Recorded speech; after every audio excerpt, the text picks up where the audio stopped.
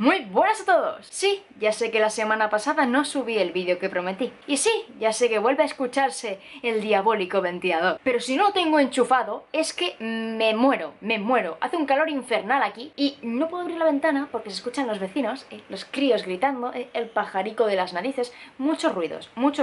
Así que os vais a tener que conformar con este sonido. Este shh, lo vais a tener que soportar. Espero de corazón que no os moleste tanto como me irrita a mí, pero bueno, eso es lo que hay. Por otra parte, desde que subí el vídeo del exorcismo de Anneliese Michel, muchos me habéis estado pidiendo que hiciera un vídeo sobre el poltergeist de Enfield. Y yo misma había estado buscando información, me había interesado muchísimo por ese caso, pero las conclusiones a las que he llegado no son muy positivas que digamos. Sí que se trata de uno de los casos más documentados en el mundo paranormal, pero por otra parte existen una gran cantidad de mentiras que se idearon para hacer mucho más bombo de ese caso. Por tanto, yo no puedo explicarlo ante la cámara y dar una veracidad absoluta al caso, porque estaría mintiendo.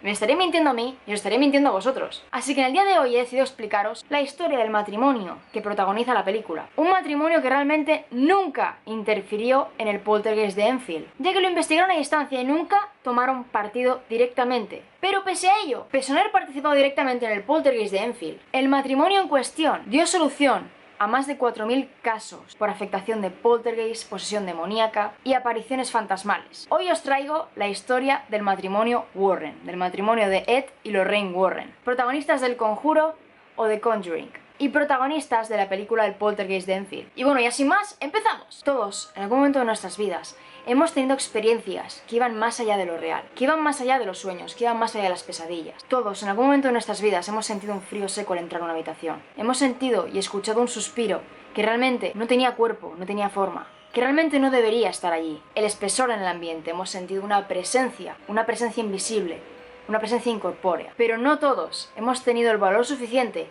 de exteriorizarlo a los demás, de contárselo a nuestros seres queridos, a nuestros amigos, a nuestros más allegados. No todos hemos tenido el valor de aceptar que eso es real, que eso es parte del día a día. Sin embargo, existió un matrimonio que sí aceptó eso como real desde el minuto uno. Tomó como parte de su día a día las posesiones demoníacas, los eventos fantasmales, los poltergeists, los ruidos incorpóreos, los susurros, los suspiros. Pero antes de comenzar a hablar de su búsqueda paranormal y de su museo del ocultismo, vamos a hablar de cada uno de los miembros que conforman el matrimonio. Vamos a hablar de Lorraine y de Ed Warren por separado. Lorraine cursó su educación en un colegio católico para niñas, por lo que podríamos decir que su educación rechazaba por completo las manifestaciones paranormales. Sin embargo, a los 7 años, ella comenzó a ver lo que ella actualmente denomina auras. Ella, alrededor de las personas, veía una especie de luz, una luz que envolvía el cuerpo entero, y esa luz era lo que realmente esa persona era, y no lo que fingía ser. En un principio ella no sabía qué era exactamente esa luz, no sabía qué función tenía, no sabía si realmente eso era real, si era un efecto relacionado con los contrastes lumínicos, no lo sabía. Y por tanto un día se dirigió a una de las monjas del colegio y sin venir a cuento le dijo que sus luces eran mucho más brillantes, más relucientes que las de la Madre Superiora. Ese sencillo comentario, ese comentario inocente, la llevó a estar castigada y obligada a hacer penitencia durante varios días. Pero de no ser por la respuesta de la monja, por ese castigo, ella jamás no hubiera reflexionado sobre este hecho y no se hubiera dado cuenta de que eso que ella tenía era un don que le permitía ver más allá de las personas, más allá del mundo físico. Y poco a poco fue experimentando un poco más con su don, pero lo hizo en secreto, pues las pocas veces que ha intentado comunicárselo a su familia, nadie la había entendido, nadie compartía esa característica suya, nunca nadie había visto ningún tipo de luz, nunca nadie había visto nada extraño, así que decidió guardárselo para sus adentros y perfeccionar ese don para sí misma, para sus adentros. El otro miembro del matrimonio, Ed Warren, nació en 1926, en Connecticut, siendo hijo de un policía. Él en gran cantidad de entrevistas confesó que entre los 5 y 12 años de edad, en su casa, sucedieron cosas realmente inexplicables, pues alrededor de las 2 o 3 de la mañana, su armario se abría de par en par y de este emergían una gran cantidad de luces. Luces redondas que en su interior contenían caras, y entre ellas se encontraba la de una mujer anciana que parecía rechazar la presencia de Ed en ese cuarto. Esa cara solía acosarle durante las noches, esa cara le impedía conciliar el sueño, y en gran cantidad de ocasiones provocó que Ed saltara de la cama y se fuera a dormir con sus padres, quienes nunca jamás le creyeron, quienes jamás aceptaron esa fantasía suya de las luces y de la mujer anciana enfadada. Al igual que sucedió con Lorraine, él creció tratando de ocultar que él era capaz de ver ese tipo de cosas, que él quería saber más sobre esas cosas inexplicables, sobre esos eventos que nadie más parecía ver. Y ambos, tanto Ed como Lorraine, crecieron sin ser comprendidos por sus familiares y por sus más allegados, sin ser comprendidos por absolutamente nadie. Sin embargo, el destino quiso juntarles cuando ambos cumplieron 16 años. Lorraine tenía la costumbre de ir todos los miércoles con su madre al cine, a un cine donde Ed trabajaba como acomodador. Allí fue donde ambos entablaron amistad. Poco a poco se dieron cuenta de que tenían muchísimas cosas en común y finalmente decidieron comenzar a salir juntos. Y una vez sucedió esto, fue cuando ambos decidieron confesarse lo que nunca antes se habían atrevido a decir. Y fue entonces cuando Lorraine, por primera vez, se sintió con el valor suficiente como para admitir que lo que ella tenía, lo que su capacidad era realmente, era una característica de medium, de clarividente. Por primera vez, Lorraine admitió que ella era medium. Y por primera vez, Ed admitió su gran pasión por el mundo paranormal. Después de que Ed Warren entrara en la Armada, se casaron, y tras ello Ed volvió a la Armada y luchó en la Segunda Guerra Mundial, para después volver y formar la familia que realmente querían ser, trayendo al mundo a su hija Judy. A partir de ese momento, Ed decidió dejar de ser un soldado y convertirse en un pintor, vivir de sus obras, vivir de sus cuadros, pero no vivir de sus cuadros de una manera normal, apacible, como cualquier otro pintor lo hubiera hecho, sino que Ed decidió dedicarse a pintar casas encantadas. El matrimonio decidió emprender el camino del arte, pero de un arte muy curioso, y es que ambos se plantaban ante casas que Lorraine sentía como embrujadas, y mientras Ed pintaba, monstruos salir de las ventanas, sombras, mujeres de cabello largo y negro y túnicas blancas. Mientras él pintaba eso, Lorraine se acercaba a la puerta, llamaba al timbre y hablaba con los dueños de la casa. Les preguntaba si ellos en algún momento habían sentido algo paranormal, algo que no podían explicar, algo oscuro, algo tenebroso. Y cuando ellos estaban a punto de cerrar la puerta ante sus narices, era cuando ella les invitaba a contemplar el cuadro que su marido estaba pintando. El 90% de las veces, las familias que veían esos cuadros quedaban tan absolutamente horrorizadas que les invitaban a entrar y a expulsar esas entidades malignas que tenían en sus casas. Porque realmente, cuando Lorraine sentía algo negativo, era real. Las familias sentían ese horror y automáticamente les era imposible negar lo que Lorraine les estaba diciendo, porque lo que ella les decía era la realidad, era su realidad. El matrimonio jamás cobró un centavo por investigar esos casos, por tratar de liberar esas casas embrujadas, de aquello que las convertía en un verdadero infierno. Y el matrimonio contempló cosas tan horribles, tan impactantes, que en el año 1952 decidieron fundar la Sociedad de Investigación Psíquica de Nueva Inglaterra, la cual será la primera asociación dedicada a la investigación de eventos paranormales y demoníacos. Con el tiempo, los Warren viajarían alrededor del mundo investigando este tipo de eventos y dando conferencias y charlas sobre el tema paranormal. Se convirtieron en unos verdaderos expertos en el tema. De hecho, investigaron la bahía de Whitby, Stonehenge y la rectoría de Borley, la cual tiene la reputación de ser la casa más encantada de Inglaterra. Seguramente os preguntaréis, ¿y de qué vivía este matrimonio si no cobraban por ir a investigar esos eventos? Si no cobraban por ir a expulsar demonios de las casas. Pues el matrimonio vivía de la venta de los cuadros de Ed y vivía de lo que ganaban asistiendo a conferencias, dando charlas y ofreciendo entrevistas a cadenas de televisión locales. En el año 1965, el matrimonio Warren se desplazó hacia una casa, la cual parecía estar encantada por el fantasma de una niña llamada Cynthia. Y en ese momento fue cuando Ed se dio cuenta de que, en sus investigaciones, la pieza clave siempre era Lorraine, pues ella era capaz de comunicarse directamente con las entidades paranormales. Su capacidad había aumentado tantísimo que ahora era capaz de entrar en trance y comunicarse directamente con las entidades. Y en este caso, en el caso del fantasma de Cynthia, fue cuando Lorraine se dio cuenta de que ellos solos no eran capaces de realizar expulsiones, no eran capaces de captar al 100% las cosas, no eran capaces de liberar almas, solo liberaban casas, pero que no eran capaces de ayudar a estas almas a llegar al más allá. Fue en ese momento cuando Ed Warren decidió comenzar a entrevistarse con una gran cantidad de clérigos, tratando de interiorizar en sí mismo todo tipo de creencias sobre el más allá, sobre los espíritus, sobre diferentes planos espectrales. Y fue en ese momento cuando Ed tomó un gran interés por los exorcismos y comenzó a trabajar en diferentes casos de índole paranormal con la iglesia. Y en ese punto fue cuando se convirtió en el primer demonólogo laico de los 7 reconocidos en aquellos tiempos en los Estados Unidos. Y digo que fue el primer demonólogo laico porque los otros 6 eran todos clérigos. A partir de ese momento fue cuando Ed y Lorraine Warren saltaron a la fama, protagonizando casos como el de 1970, el sucedido a la popular muñeca de Raggedy Ann, o más conocida como Annabelle. El caso real nos habla de una chica llamada Donna, que estaba estudiando enfermería en la universidad y que compartía piso con una amiga suya. Su madre, en uno de los viajes que realizó para ver a su hija, decidió regalarle una muñeca de trapo de una serie de libros que eran muy popular en aquella época, Raggedy Ann. El regalo le encantó a Donna, ya que era un personaje que a ella le encantaba, y automáticamente lo colocó como adorno sobre su cama. Lo que no sabía era que las próximas semanas la muñeca sería encontrada en posiciones totalmente diferentes, en lugares totalmente distintos. Y junto a ella siempre había notas, eran siempre frases cortas, pero realmente tenebrosas. Al principio, tanto Donna como su amiga consideraron que era una broma de algún compañero de piso, de algún compañero de la universidad que se había colado en su cuarto y se había puesto a hacer tonterías con la muñeca, así que no le prestaron la más mínima atención. Pero ese tipo de manifestaciones cada vez iban en aumento, cada vez eran más agresivas. Y una noche, en que el novio de Donna se quedó a dormir, tuvo una pesadilla en la que una entidad extraña, una sombra negra, trataba de asfixiarle. Y al despertarse, no solo tenía el cuello lleno de marcas rojas, marcas de dedos rojas que habían prácticamente quemado su piel, sino que a los pies de su cama se encontraba la muñeca mirándole de frente. Fue entonces cuando los jóvenes decidieron acudir a una supuesta medium, a una supuesta vidente, la cual, al entrar en contacto con la muñeca, les dijo que esta no es que fuera malvada, que no es que realmente estuviera poseída por un demonio, sino que se trataba de una niña oculta dentro de esa muñeca.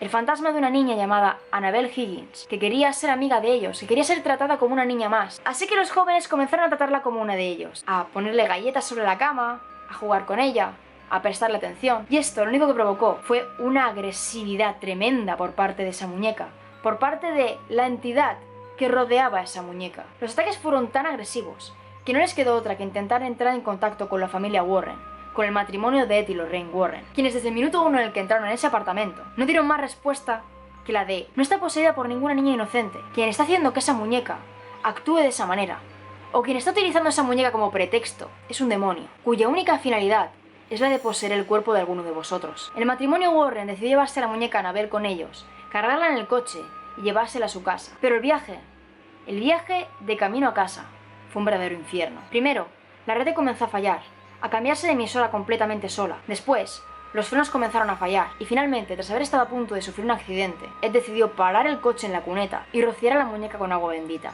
Fue solamente en ese momento cuando el ambiente negativo desapareció y pudieron llegar a casa sanos y salvos. Una vez en casa, los eventos paranormales continuaron. La muñeca parecía cambiar de posición sola. Pasaba de estar sobre el escritorio del despacho, a estar en una esquina de la salita, después de estar sobre la mesa, después de estar boca abajo, en una silla, después de estar sobre la estantería, y ninguno de los dos la tocaba. De hecho, Lorraine era incapaz de tocarla, pues cada vez que lo hacía, sufría tremendos mareos, pues la negatividad que surgía de ella era tan fuerte que debilitaba por completo sus sentidos. Llegaron a un punto en el que ellos mismos tuvieron que llamar a un clérigo y pedirle que hiciera algo con esa muñeca, que se deshiciera de ella. El clérigo entró en contacto con ella y les dijo que esa muñeca no estaba poseída, que esa muñeca sencillamente desprendía negatividad. Sin embargo, cuando el clérigo se marchó a su casa, también tuvo problemas con su coche. Sus frenos también fallaron, su radio también se distorsionaba, también cambiaba de emisora, y estuvo, en varias ocasiones, a punto de sufrir un accidente mortal. Y después de estos hechos, a ese clérigo tampoco le quedó ninguna duda de que esa muñeca estaba poseída. El siguiente caso que se enfrentaron fue el sucedido en 1971, en Rhode Island. Se trataba del caso de la familia Perron,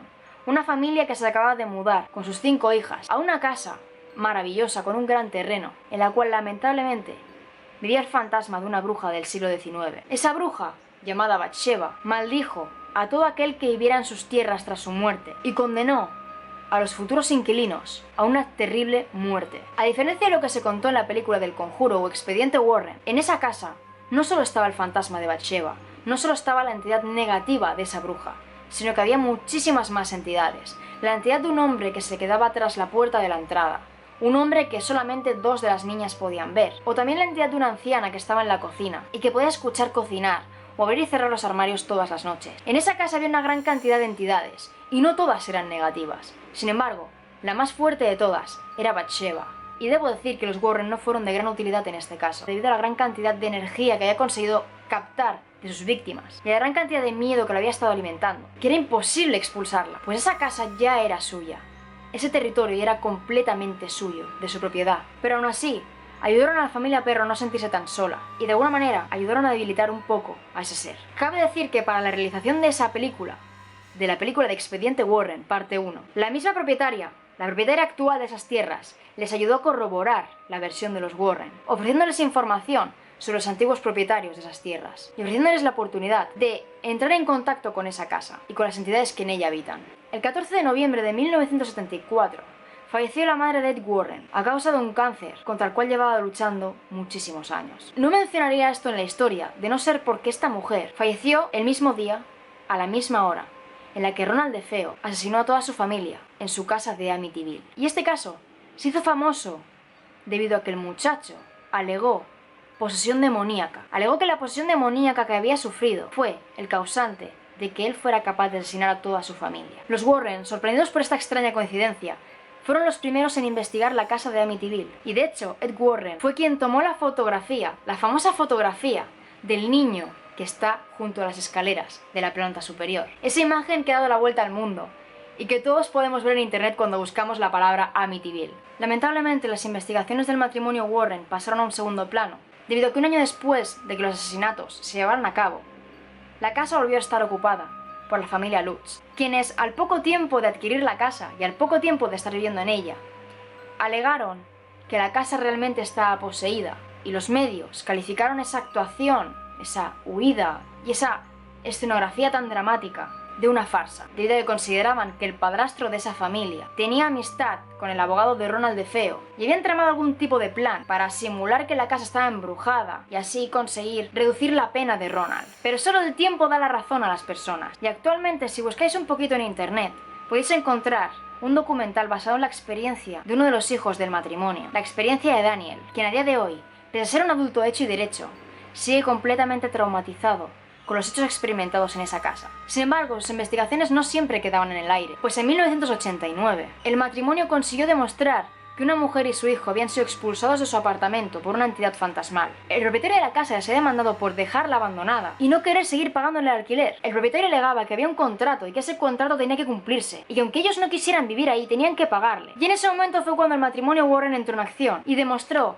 a través de grabaciones, fotografías y un seguido de pruebas infinitas, que ese apartamento estaba embrujado, que por tanto no tenían por qué pagarle a ese hombre. Y ante las pruebas que presentó el matrimonio, esa madre y ese hijo salieron victoriosos en el juicio. Además de tomar pruebas, grabaciones, filmaciones, fotografías de entidades paranormales demoníacas, Ed Warren, el día 1 de septiembre de 1990, a las 2:42 de la madrugada, logró captar, durante unos segundos, unas imágenes de la Dama Blanca de Easton, el fantasma de una mujer que se ha estado dejando ver durante los últimos 50 años en el cementerio de la Unión, un cementerio ubicado en la misma ruta 59 de Easton. Él llevaba bastante tiempo detrás de ese fantasma, detrás de esa aparición fantasmal, y finalmente esa noche logró captarlo en vídeo. Él relató cómo un montón de luces comenzaron a juntarse, hasta crear la figura de una mujer de cabello oscuro y un vestido blanco. Una mujer a la que se le escuchaba gemir desde el otro lado del cementerio. Pero lamentablemente, Ed falló a una de las normas principales que deben cumplirse ante un avistamiento fantasmal, y es que nunca jamás debes acercarte, pues eso altera la frecuencia magnética, altera el campo magnético de esa entidad y por tanto de alguna manera rompes con su forma de materializarse e impides que eso llegue a producirse. Ed Warren admitió haber fallado en ese punto y como consejo a los aficionados al tema paranormal dijo que lo que nunca se puede hacer es ir hacia un fantasma. Hay que esperar a que éste se manifieste de forma positiva o negativa para que después pueda desaparecer y probablemente así nunca más vuelva a manifestarse. Los Warren en su gran cantidad de investigaciones recolectaron una gran cantidad de objetos malditos, cuadros, muñecos, carteles, fotografías, una gran cantidad de objetos que ellos mismos se llevaban a casa. Y llegó un momento en el que tenían tantísimos objetos que decidieron crear el Museo del Oculto de los Warren, el único en su especie y ubicado en el mismo cobertizo de la casa de los Warren, en Monroe, Connecticut. Pero finalmente vamos a romper con el esquema cronológico, y es que el último caso que quiero mencionar es el del poltergeist de Enfield, de 1970. Este caso afectó principalmente a una niña de 11 años, Janet, y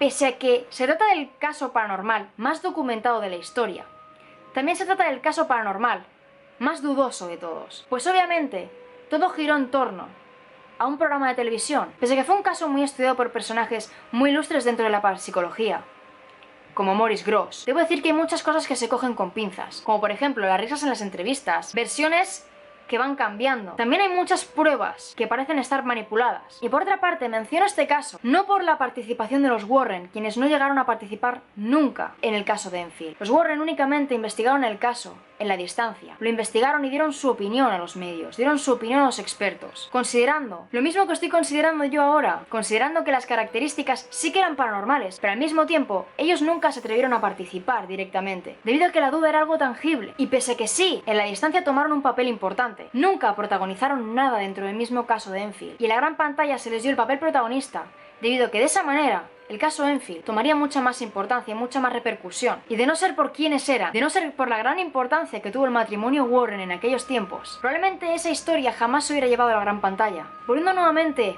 al hilo de nuestra historia, cabe decir que el 23 de agosto de 2006, Ed Warren, tras sufrir un accidente cerebrovascular, falleció en su hogar de Connecticut. A día de hoy, su mujer, Lorraine Warren, de 87 años, sigue activa en el mundo paranormal y viviendo en su casa de Connecticut, custodiando el Museo del Oculto de los Warren, dando conferencias, dando entrevistas y dando su testimonio sobre todos y cada uno de los hechos que ellos vivieron, en los que ellos participaron, de los exorcismos en los que estuvieron presentes, de los objetos que ellos iban recolectando, pero sobre todo sigue motivando a las personas a investigar sobre el tema paranormal, empujándoles a pensar que tiene que existir algo más allá de lo real, más allá de lo físico, del plano material. Lorraine Warren a día de hoy sigue siendo una incansable investigadora de lo paranormal. Y bueno chicos, hasta aquí llega el vídeo de hoy. Si queréis que me he dejado algo o que he explicado más de la cuenta, me gustaría que me lo dejarais aquí abajito en la cajita de comentarios. Y por otro lado también tengo una pregunta que plantearos. Resulta que hace poco pusieron a la venta la casa de Amityville, la famosa casa de los DeFeo, la casa investigada por el matrimonio Warren. Y mi pregunta es, ¿vosotros seríais capaces de vivir en esa casa? ¿O de pasar un par de noches durmiendo en ella? Dejadme por favor vuestra respuesta aquí abajito en los comentarios. Y bueno, ya sin más me despido. Pero no sin antes recordaros que aquí abajito en la cajita de descripción tendréis todas, pero todas mis redes sociales. Tengo Facebook, tengo Twitter y tengo Instagram. Y siempre respondo a todo lo que mandáis. O al menos lo intento. Nosotros nos vemos en el próximo vídeo.